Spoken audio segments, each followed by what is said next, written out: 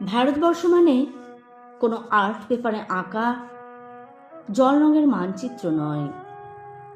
ভারতবর্ষ মানে শুধু হর্ষবর্ধন কিংবা বাবরের বিজয় বার্তা নয়।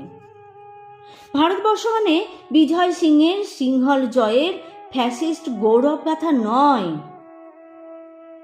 ভারতবর্ষ মানে শুধু মীনাক্ষীপুরম কিংবা জামা মসজিদ নয়।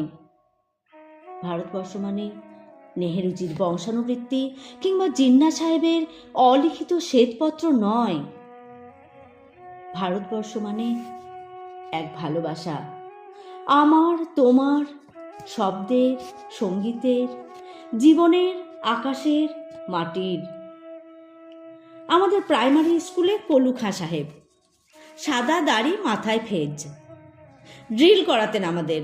ডান বা ডান বা সস্নেহে সতর্ক করতেন, বাপা সকল পা আর হাত মিলিয়ে মিলিয়ে ফেলো।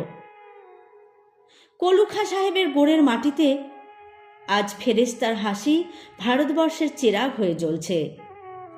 বদ্রু মিয়ার হাতের কর্ণিকে শিব মন্দিরের গায়ে কত ফুল কাটা, আর তার জোগাড়ে হয়ে মশলা মাখছে ঈশান বাউরি।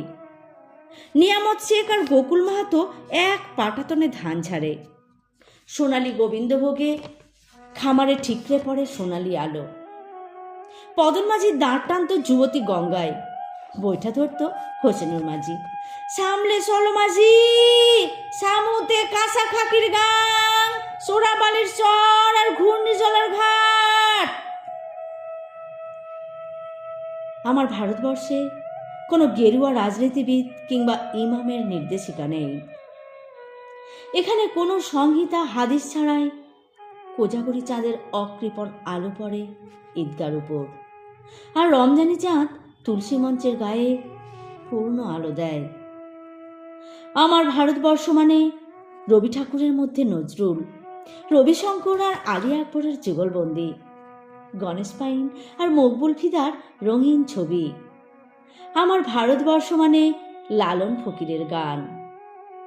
আমার ভারতবর্ষে আমি শুনেছি মোহাম্মদ রফির সঙ্গে লতার ডুয়েট, দেখেছি পাল্লা দিয়ে আজাহারের সঙ্গে শচীনের দৌড়, খেলার মাঠের প্রান্তে দাঁড়িয়ে শুনেছি নইমুদ্দিনের তদারকি চিৎকার, বিজয়ন, আকিল, কুলজিৎ, বাইচুং, মাঠটাকে আরো বড় করো।